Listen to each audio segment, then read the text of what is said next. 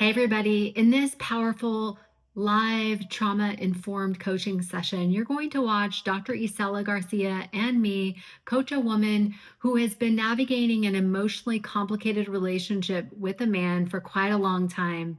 She's wanted to leave him, but she hasn't left. She's wanted things to change and things haven't changed. She's wanted him to get the healing that he needed to have, but he just wouldn't help save himself.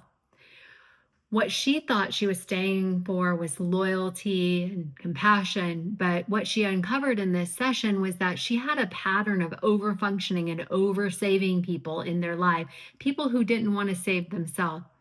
This is going to be a deeply relatable session for anyone who is staying with a person out of loyalty, guilt, hope that they'll change, hope that they'll finally take steps in their life to save themselves. This is going to resonate for you.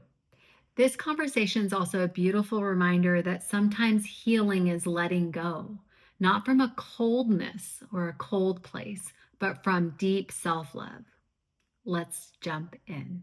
Okay, so tell us what you'd like some support with today. Let's see. So, 5.5 or so years ago, I began a relationship with someone who was, um, who I recognized within a short number of weeks had trauma from really bad childhood trauma, neglect, physical abuse, and so forth. He was married, but said he was in the process of getting a divorce, which I believed. And it would take, he would cancel it, start it, let it go through. But the whole time I felt, I was aware that he had unresolved issues. And I would say, You've got unresolved issues. I need to back out of the relationship. I'll stay there as your friend, but not as a romantic interest because you clearly have issues that need resolving. Anyway, we'll fast forward to the whole time of saying, no, you're wrong, you're jealous, so forth. I also suspected he was a narcissist, and so did others.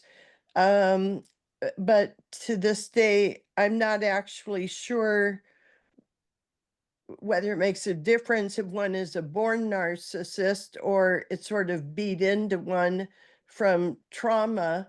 But anyway, mostly we've had a good, well, a friends relationship, sometimes off and on romantic relationship when I've allowed myself to believe that he was no longer in limerence, but and he gave himself a heart attack, literally, um, almost a year ago because he had not resolved the issues. And he acknowledges that also. He believes that. He went to visit her a month ago and came back and said she walked around in front of him naked, even though she's always hated sex. And I said, oh my gosh, she knows how to pull your puppet strings. And anyway, it distresses me to see somebody that I care about manipulated so. And I mentioned these details to different people, um, and they had the same take on it that I do. And I thought, and one friend said, I think you are codependent now. And I thought that's the last thing I want is to be um, have an unhealthy relationship, and but I thought I can see that. And so maybe now it is time for me to do what just about everybody I know who has observed our relationship has said. It is time to get out. He is happy in this dysfunctional relationship with the ex-wife, and he's looking forward to going to visit her twice a year. And I think I and I've always said there are so many people who can help you with trauma, but he does not want to do it. He has fought it the whole time. And I've thought I should at least now perhaps get out, save myself, or bring myself back to um, healing um, and just stay out of the relationship, stay out of it with him, because very possibly he is a narcissist, and he seems to be able to work me, pull my strings, as his ex-wife knows how to do to him. And I would rather be happy alone than miserable and being worked by somebody else. And that, I think, sums it up. Do you want So our I'm help? just gonna Go ahead. I'm sorry, Nina. I'm just gonna ask you, so why don't you just leave him? Because he's not only has all kinds of undealt with trauma, he's an only child. He is basically a loner. He believes he has only two friends in the whole world, myself and a male friend of his. And I um I do not believe that it would make a whole lot of difference if I were not there, not as a romantic person, because I haven't been that most of the relationship, but I believe it would be harmful that his thinking or recognizing he really has nobody around. Um, and most people would agree with that. I mean, he's perhaps what I think and others think of as a narcissistic personality. He does not have close friends. He has no family. Um, so I would miss I would actually miss the friendship part because we do things together, um, travel, play cards, and go out to eat. But um, it's mostly been in the last 5.5 years platonic, and so but I would still miss that part. Mhm. But I feel like it's making me insane. And I use that term loosely. I don't really think I'm going insane, but I feel like it. Yeah. My question to you after that, thank you, is so there's two things that came out to me. What is the cost of you staying in this relationship?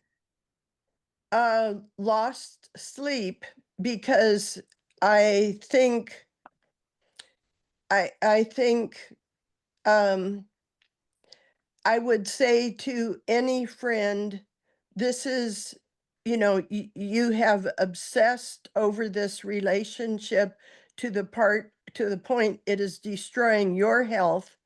The Okay. the and it just shocks me, the gullibility, the for 5.5 years to fail to see that he's being grossly manipulated. And I thought, well, and I have a friend from that was a childhood friend that maybe 15, 20 years ago I had to walk away from a similar reason, because it was like she was self-destructive, depressed all the time, and I would make suggestions of that I thought would be helpful.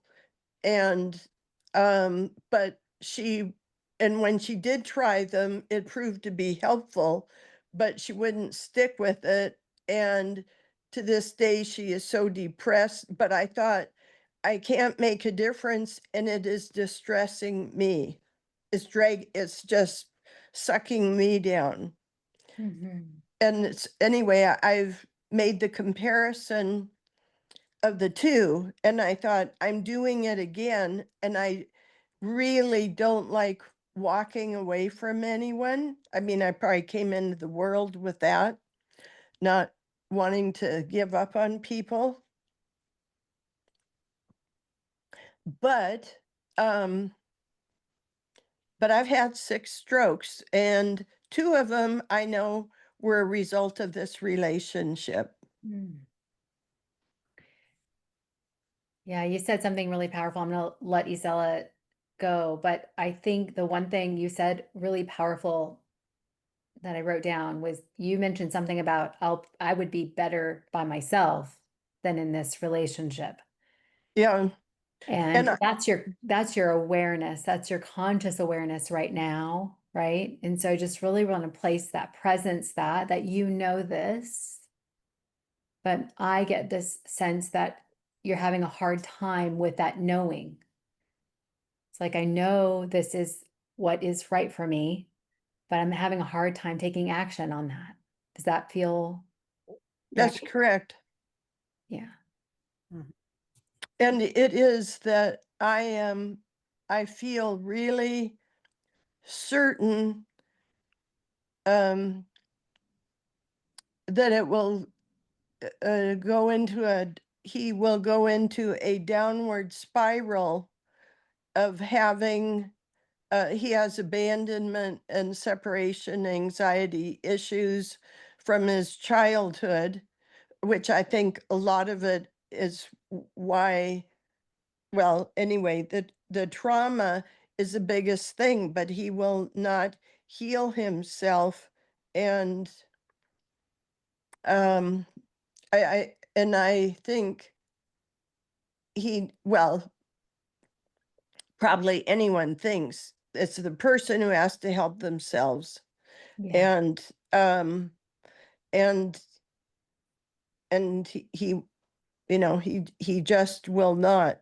And I'm somewhat afraid that if I walk away, not because of missing anything, other than, I'm the one person who has stood by him, I'll call it, that's what he will miss, that unconditional, except if I walk away, maybe it's not unconditional. But anyway, I think that's what will cause him harm. Okay.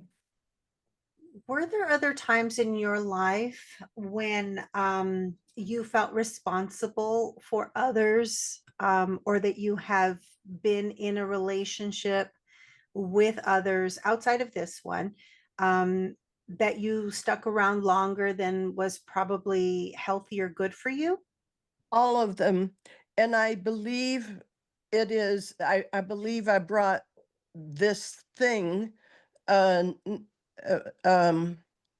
maybe I'm a Marine from a former life, won't leave anyone behind. But I believe I came into this life from, I was told my past life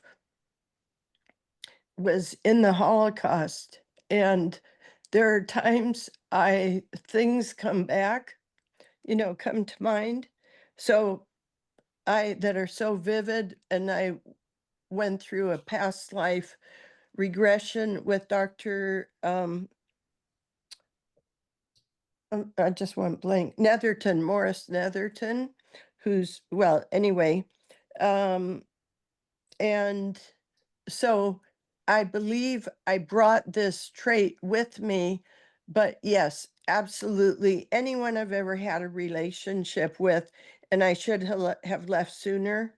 I didn't because of my thing. I don't want to leave anyone behind. And it then when it gets to the point where I think my spirit is withering, I go, okay, it is time to exit. And have you ever And been abandoned Ha- yourself? Have you Have ever I? been abandoned? Like, was there parental abandonment or neglect for you? No, no, not in this lifetime. Okay. is this something you want to change? Well, it's not serving me well, um, so probably. Um, I have mixed feelings about it because I think that I feel like I was meant to come into this lifetime, shine my light to support and help others and empower others. And so the mixed feeling is that I haven't achieved success of empowering this friend of mine to help himself, and I would be leaving to save myself. And so does that answer the question a bit? So the real question here is whether you want to continue to be in a relationship that no longer serves you, where you've lost sleep over, where you feel that I think is significant to him because you are one of his few friends or people that have stuck by him for lots of reasons. And then there's the other side of this where you see your role as someone who can help others and be there for people like him who are carrying a lot of significant experiences, trauma, kind of some challenges as they navigate in the world. And so I think it really comes down to um, the discomfort is often what we try to avoid, right? We're so uncomfortable with making a decision for ourselves, right? And then especially because, a lot of us have been taught to put other people's needs before our own, that's how we should show up in the world, is that we need to care for others and leave nobody behind, recognize their whole story, express unconditional love because they're having, a difficult time, for lots of reasons. The key is, and I think more than anything else, is whether you are willing to be with the discomfort of choosing yourself. I have felt, especially the last month, that um, I just watch him not trying to help himself. And I think, okay, this is a losing battle from my perspective, for him to help himself. And so there's no point my going down also. Mhm. Mhm. And so it sounds to me, and even when I lean into this relationship, it sounds to me that you have, this expectation or this desire or this hope or all of these things that somehow he's going to want to be different, want to have a different experience of life. For 5 years, you've been saying you need help, right? But you and nobody can actually push him in that direction. Even if you're like the most loving, caring person in the whole wide world, still it's something he has to be willing to do. So it becomes the decision as to whether you want to, make a choice that's in your best interest, or if you want to continue to be in the relationship with him where he's not making much effort in changing or being different or seeking Not help or all the n things. not making any effort to heal himself. Hmm. Yeah. So Yeah. that first question that I asked was, why haven't you? But you've given me lots of good reasons why it may be in your best interest to say, I can't help you in any other way. And I think the loss that you will experience more than likely of his friendship is the discomfort. Now, you're not responsible because I'm hearing very clearly that sometimes you feel like you might be responsible to like care for others or make sure that, they have what they need in lots of different ways. It could be friendship, it could be, listening ear, it could be all of those things, but you are not responsible for his happiness.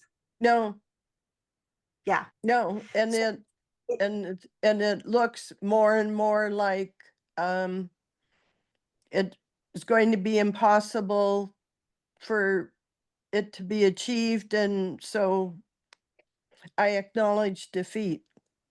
Hmm. Yeah, and if you do choose this, this is an opportunity to do what you believe you came here for, which was to empower people, which is empowering Mhm, yourself, Mhm, because mhm, you're wanting him to like do the uncomfortable thing of healing, right? You have this desire for him to get help to do the uncomfortable thing because it is very uncomfortable. And you have this powerful opportunity in front of you to do the uncomfortable thing, to empower yourself to do the uncomfortable thing. and Eh, heal myself. Yes. mhm. Yes, sister. Yes. Mhm. Yeah, empowerment is an interesting word because we actually can't give that to somebody else. Like they have to feel the essence of being empowered, right? I'm empowered to make a change in my life. I'm empowered to do something different. We can provide support to others to feel a sense of empowerment, but we can't actually give that.